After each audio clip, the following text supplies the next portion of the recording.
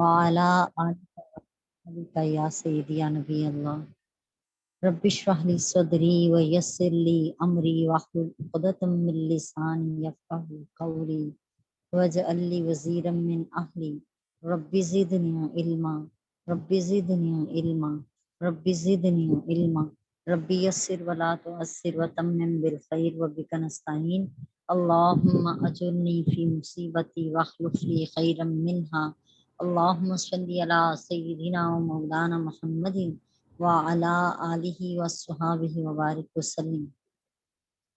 جامعہ دختران اسلام کے ترجمہ القرآن کورس میں آپ سب کو خوش آمدید ہے۔ جیسے کہ ہم جانتے ہیں ہمارے وراثت کے احکامات چل رہے ہیں۔ ہم نے سورہ نساء کی آیت نمبر 11 کل تلاوت کی تھی اور اس کے کچھ حصے کو ہم نے پڑھا تھا، اور اللہ تعالیٰ ارشاد فرما رہے ہیں کہ اگر میت کی اولاد ہو تو ماں باپ کا ہر ایک کا، ماں باپ میں سے ہر ایک کا چھٹا حصہ ہے۔ اگر میت کی اولاد نہ ہو اور صرف ماں باپ ہی وارث ہوں تو ماں کا تیسرا حصہ ہے اور باقی سب باپ کا ہے، اور اگر میت کے بہن بھائی ہوں تو ماں کا چھٹا حصہ ہے۔ اولاد کا اطلاق مذکر اور مؤنث دونوں پر ہوتا ہے، اس لیے میت کے ماں باپ کے ساتھ اگر اولاد ہو تو اس کی 3 صورتیں بنتی ہیں۔ پہلی صورت کہ ماں باپ کے ساتھ ایک یا ایک سے زیادہ بیٹے ہیں، صرف بیٹے ہی ہیں، ایک بیٹا ہے یا ایک سے زیادہ بیٹے ہیں، تو ماں باپ میں سے ہر ایک کو چھٹا حصہ ملے گا۔ دوسری صورت یہ ہے کہ ماں باپ کے ساتھ بیٹے بیٹیاں دونوں ہیں، پھر بھی ماں باپ کو چھٹا حصہ ہی ملے گا، ماں باپ میں سے ہر ایک کو چھٹا حصہ ملے گا۔ تیسری صورت یہ ہے کہ میت کی صرف ایک بیٹی ہے اور ماں باپ ہیں، تو بیٹی کو آدھا ملے گا اور ماں باپ میں سے ہر ایک کو چھٹا حصہ ملے گا۔ البتہ باقی مال جو ہے وہ باپ کو بطور اسبہ ہونے کے مل جائے گا۔ اگر میت کی اولاد نہ ہو اور صرف ماں باپ ہی وارث ہوں تو ماں کو تہائی مل جائے گا اور باقی 2/3 مال جو ہے وہ باپ کو بطور اسبہ دیا جائے گا۔ اس صورت میں مرد باپ کو، عورت ماں سے دگنا دیا جائے گا، ماں کے لیے 1/3 اور باپ کے لیے 2/3۔ اگر میت کے بہن بھائی ہوں تو اس کی ماں کو چھٹا حصہ ملے گا۔ یہ والدین کے احوال میں سے تیسرا حال ہے جس میں میت نے والدین کے ساتھ اپنے بہن بھائیوں کو بھی چھوڑا ہے، یعنی اولاد چاہے نہیں ہے لیکن ماں باپ کے ساتھ بہن بھائی موجود ہیں، تو اس صورت میں کہا گیا کہ اس صورت میں بھی ماں باپ کو چھٹا حصہ ملے گا۔ اس پر اتفاق ہے کہ اگر ایک بہن یا بھائی ہو تو وہ ماں کے لیے ماں کے حصے کو تہائی سے کم نہیں ہونے دیتے، یعنی چھٹے حصے پر نہیں جانے دیتے اگر صرف ایک بہن ہے یا ایک بھائی ہے۔ فقہائے احناف جو ہیں یعنی فقہ حنفیہ کے مذہب کے مطابق اکثر، کیونکہ یہ صحابہ کے قول کے مطابق ہیں تو پھر واضح رہے کہ 2 بہنیں کسی قسم کی ہوں، سگی ہیں یا سوتیلی ہیں، خواہ ماں کی طرف سے ہیں یا باپ کی طرف سے ہیں، اسی طرح سے بھائی بھی وہ ماں کے لیے ماں کے حصے کے تہائی حصے کو کم کر کے چھٹا حصہ کر دیتے ہیں، یعنی 1/3 کی بجائے 1/6 حصہ بن جاتا ہے ماں کا۔ اور اگر ایک بہن ہو یا ایک بھائی، صرف ایک بہن ہو اکیلی یا پھر صرف ایک بھائی ہو اکیلا، تو وہ ماں کے حصے کو 1/3 سے کم نہیں کرتا، خواہ وہ بہن یا بھائی ہو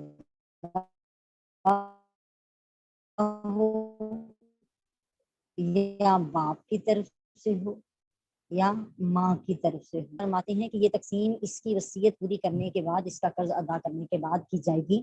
اس آیت کی تفسیر یہ ہے کہ وارثوں میں ترکے کی تقسیم پر قرض کی ادائیگی مقدم ہے، یعنی لازم ہے کہ سب سے پہلے جو پہلا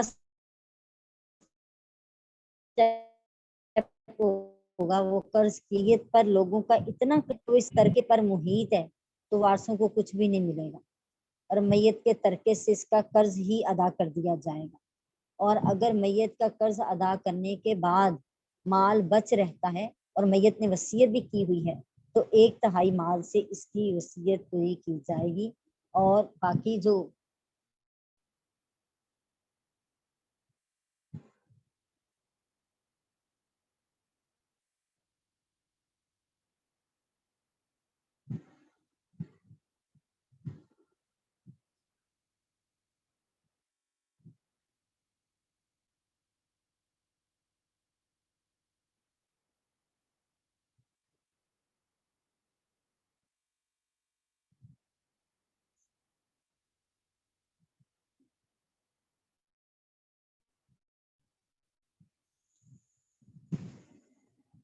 औज़ु बिल्लाहि मिनश शैतानिर रजीम बिस्मिल्लाहिर रहमानिर रहीम।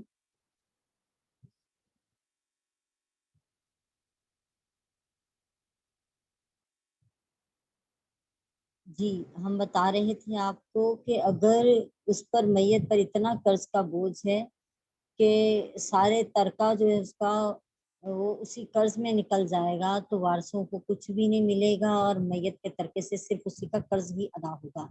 अगर मैयत का कर्ज अदा करने के बाद माल बच रहता है तो मैयत ने जो वसीयत की हो वो 1/3 माल से उसकी वसीयत पूरी की जाएगी और बाकी मानदा जो तरका होगा वो वर्सा में तकसीम कर दिया जाएगा। इस आयत में मैयत की वसीयत पूरी करने का कर्ज की अदायगी से पहले जिक्र है लेकिन इस पर सारी उम्मत का इत्तफाक राय है कि पहले मैयत का कर्ज अदा किया जाए फिर इसकी वसीयत पूरी की जाए। अब मैं ये भी आपको बता दूं कि कर्ज के हवाले से भी कितनी अहमियत है। सूरह निसा की आयत नंबर 58 है जिसमें अल्लाह पाक फरमा रहे हैं और बेशक अल्लाह ताला तुमको हुक्म देता है कि अमानात इमानतों वालों को अदा कर दो। और सही बुखारी शरीफ में हदीस पाक है और नफली वसीयत पूरी करने की बनिस्बत अमानत को अदा करना जो है वो ज्यादा मुकद्दम और जरूरी है। कर्ज भी एक तरह से इमानत ही है। नबी करीम अलैहिस्सलाम और आप सरकार दो आलम अलैहिस्सलाम ने पूछा कि क्या इसके जिम्मे कोई कर्ज है तो उन्हें बताया गया हाँ जी 2 दिनार कर्ज इसने देने हैं। तो सरकार दो आलम अलैहिस्सलाम ने पूछा क्या तुम में से कोई इसके इन 2 दिनार कर्ज की जिम्मेदारी उठाता है कि कौन इससे इसके हिस्से के वो 2 दिनार अदा कर देगा।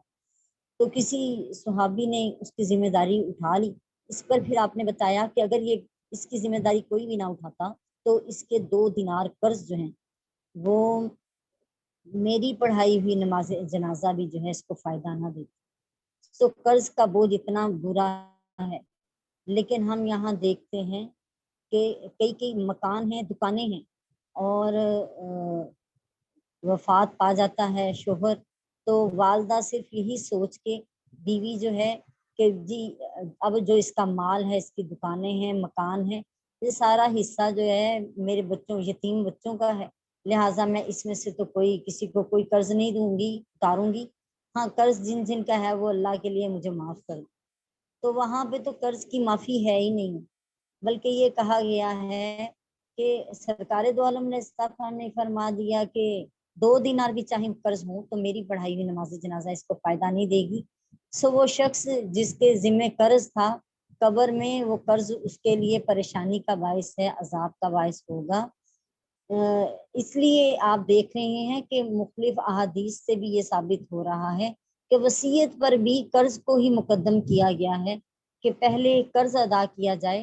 हाँ अगर इतना कर्ज है कि सारी की सारा तरका ही कर्ज में अदा हो जाता है तो हुक्म यही है कि वो तरका जो है कर्ज में ही उतार दिया जाए और किसी भी हिस्सेदार को उसका हिस्सा ना दिया जाए ताकि उस कर्ज का वबाल जो है उस मैयत पर ना पड़े।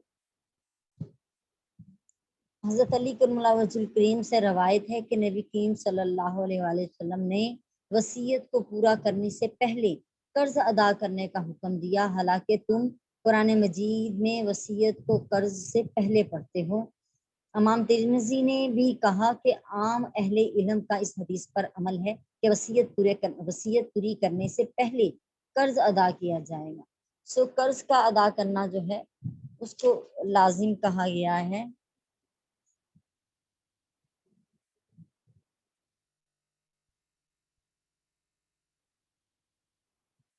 بسم اللہ الرحمن الرحیم۔ اگلی آیت کریمہ کو شروع کریں گے۔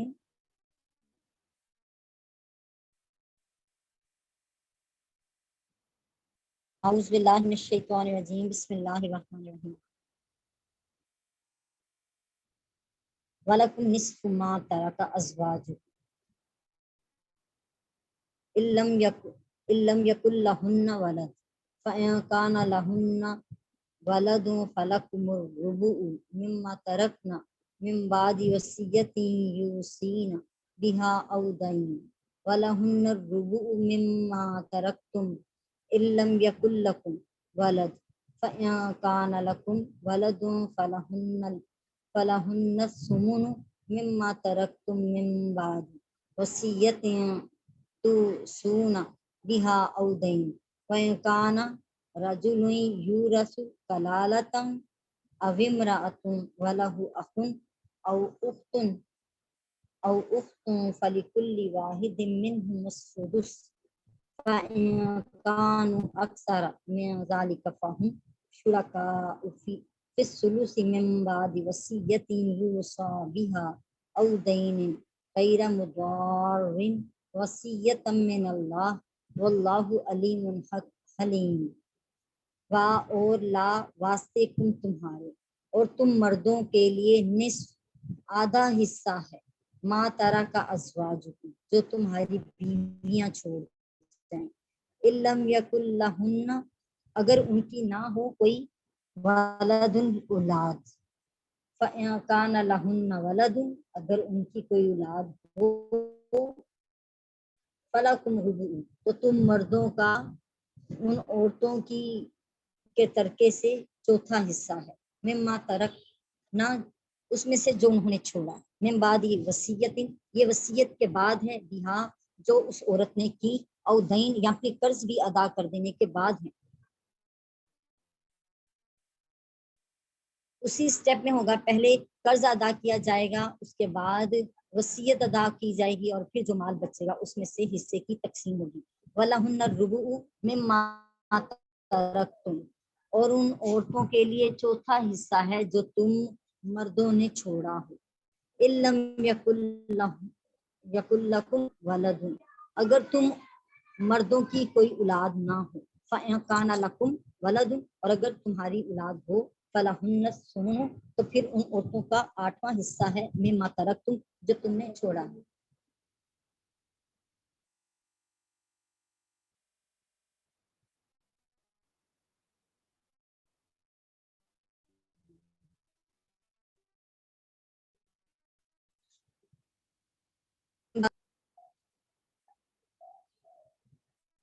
یہ اس کے بعد ہے جو تم نے وصیت کی ہو، او دین یا قرض کے بعد سے، وَإِن كَانَ رَجُلٌ يُورَثُ کلالہ اور جو آدمی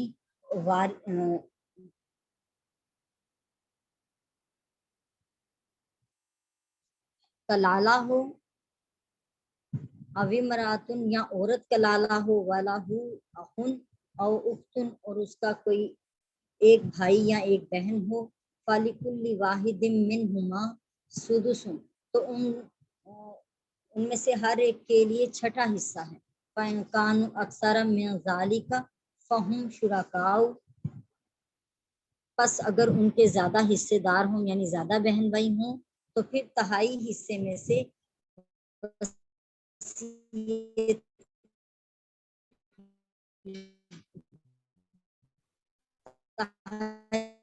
حصے میں سے تقسیم ہوگی، اور اس کے بعد ہے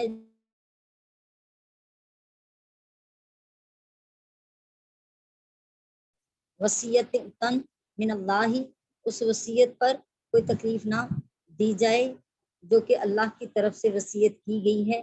واللہ علیم حکیم، اور اللہ تعالی خوب جاننے والا اور خوب حکمت والا ہے۔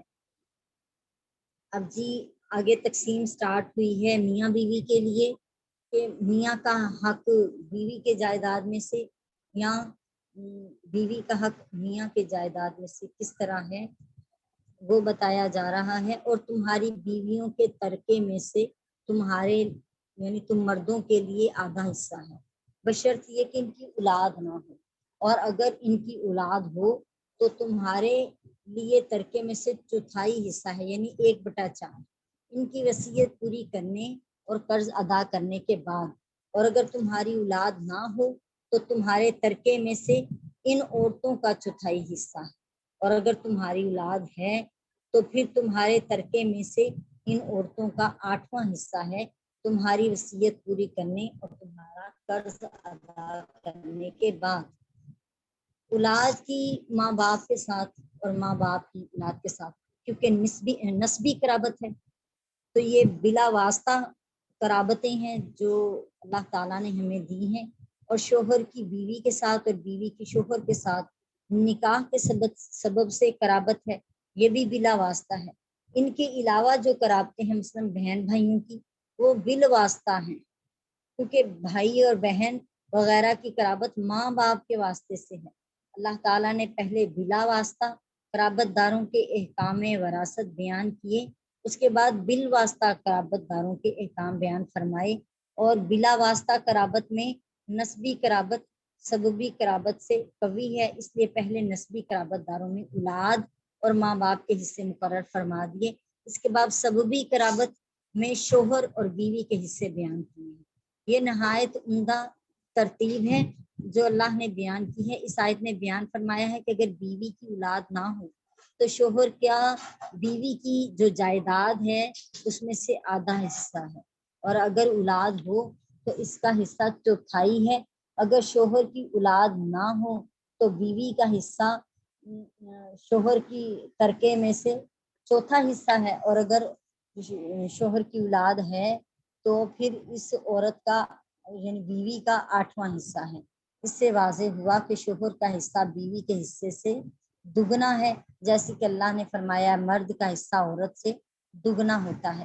اس آیت میں اولاد سے مراد عام ہے، خواہ ایک ہو یا زیادہ ہو، مذکر ہو یا مؤنث ہو، وہ اولاد بلا واسطہ ہو، بیٹا یا بیٹی یا بال واسطہ، پوتا یا پوتی۔ اور جب بیوی شوہر کی وارث ہو تو شوہر کی اولاد عام ہے، خواہ اسی بیوی سے ہو یا کسی اور بیوی سے۔ اسی طرح جب شوہر بیوی کا وارث ہوگا تب بھی اولاد عام ہے، خواہ وہ اسی شوہر کی اولاد ہو یا اس کے پہلے شوہر کی اولاد ہو۔ اسی طرح بیوی کی ایک ہوں یا کئی بیویاں ہوں، سب کا حصہ 1/8 ہی ہوگا، اور وہ 8واں حصہ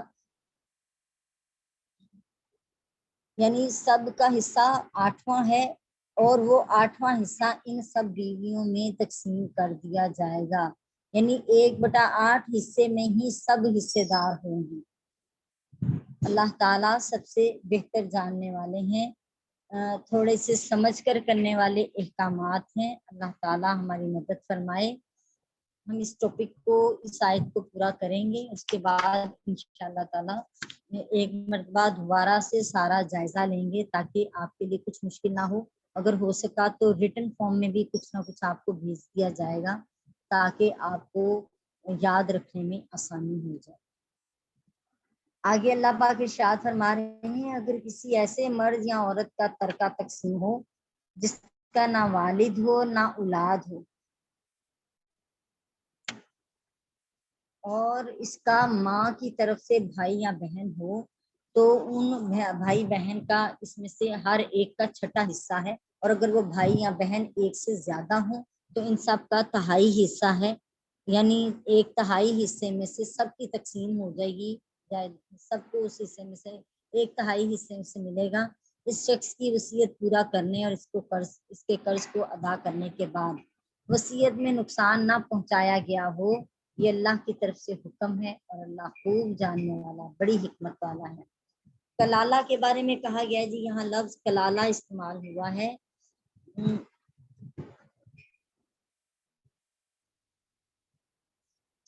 कलाला हजरत जाबिर बिन अब्दुल्लाह रदियल्लाहु ताला अन्हुमा बयान फरमाते हैं कि जब मैं बीमार हुआ तो रसूलुल्लाह सल्लल्लाहु अलैहि वसल्लम हजरत अबू बकर सदीक रदियल्लाहु ताला अन्हु मेरी इयादत के लिए आए। मुझ पर बेहोशी तारी थी। आपने वजू किया और वजू का बचा हुआ पानी मुझ पर डाला। मुझे होश आ गया। मैंने कहा, या रसूलुल्लाह सल्लल्लाहु अलैहि वसल्लम, मैं अपने माल को किस तरह तकसीम करूं? आपने मुझे कोई जवाब नहीं दिया हत्ता कि मेरास की आयत नाजिल हो गई। ये जी सहाबी का नाम फिर नोट कर लीजिए, हज़रत जाबिर बिन अब्दुल्लाह रदियल्लाहु ताला अन्हु, इनके हवाले से है। और आयत क्या नाजिल हुई थी? सूरह निसा की आयत नंबर 176 के। फरमा दीजिए कि अल्लाह तुम्हें कलाला की मिरास में ये हुक्म देता है कि अगर कोई ऐसा शख्स फोत हो जाए जिसकी ना औलाद हो ना वालिद,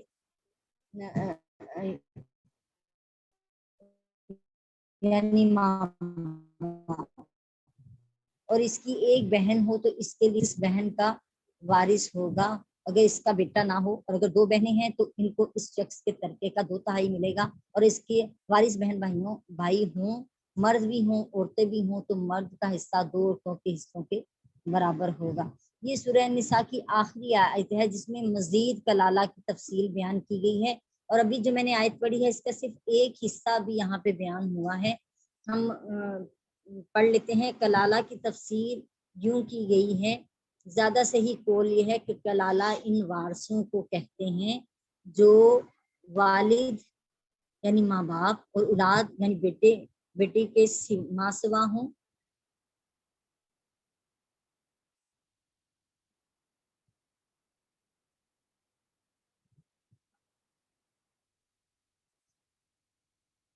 अल्लामा मोहम्मद बिन मालकी फरमा रहे हैं कि सही ये है कि जिस पर उलमा की एक जमात का इत्तफाक है कि कलाला इस मरने वाले को कहते हैं जिसके ना माँ बाप हों और ना ही औलाद हो। जब कोई शख्स फोत हो जाए और ना इसका वालदैन हो और ना ही इसकी औलाद हो तो इसके वारिस के लाला हैं। ये हजरत अबू बकर सिद्दीक और हजरत उमर फारूक रज़ियल्लाहु तआला अन्हुमा और जमहूर अहले इल्म का कौल है। जबकि यहाँ पे इमाम अबू बकर अहमद बिन अली राजी हनफी लिखते हैं कि मरने वाला खुद कलाला है, क्योंकि अल्लाह ताला ने फरमाया है कि ये आयत इस पर दलालत करती है, व इन काना रजुलन यूरस कलाला। तो ये कलाला जो है वो मैयत का इसम है और कलाला इसका हाल और इसकी सिर्फ इसलिए इसको मंसूब किया जा रहा है। हज़रत उमर ने फरमाया था रज़ियल्लाहु ताला अन्हु ने फरमाया था कि कलाला मरने वाले का वारिस है जो ना वालिद जिसके ना माँ बाप हो और ना ही औलाद हो।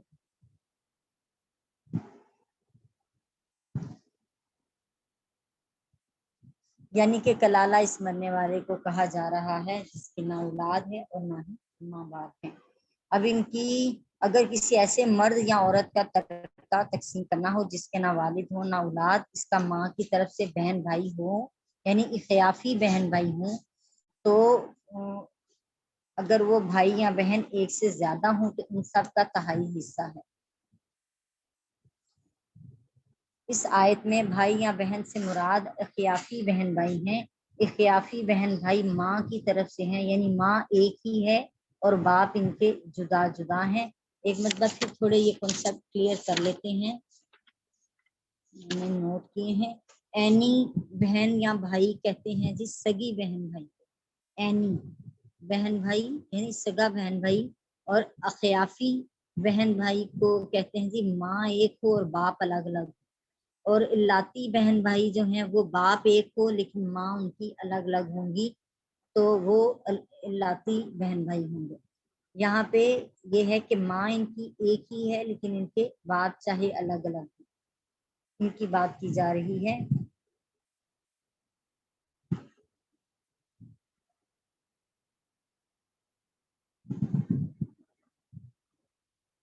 इस आयत में बयान किया गया है कि अगर इख्तियाफी बहन भाई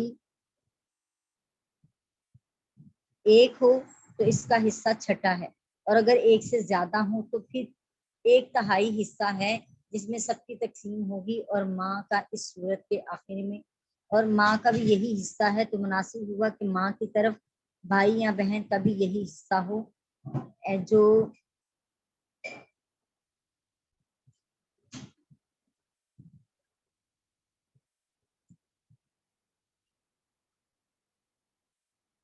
اللہ تعالیٰ مزید ارشاد فرما رہے ہیں، یہ اللہ کی حدیں ہیں، اور جو شخص اللہ اور اس کے رسول کی اطاعت کرے گا اللہ اس کو ان جنتوں میں داخل کر دے گا جس کے نیچے نہریں بہتی ہیں، اور اس میں وہ ہمیشہ رہیں گے، اور یہ بہت بڑی کامیابی ہے۔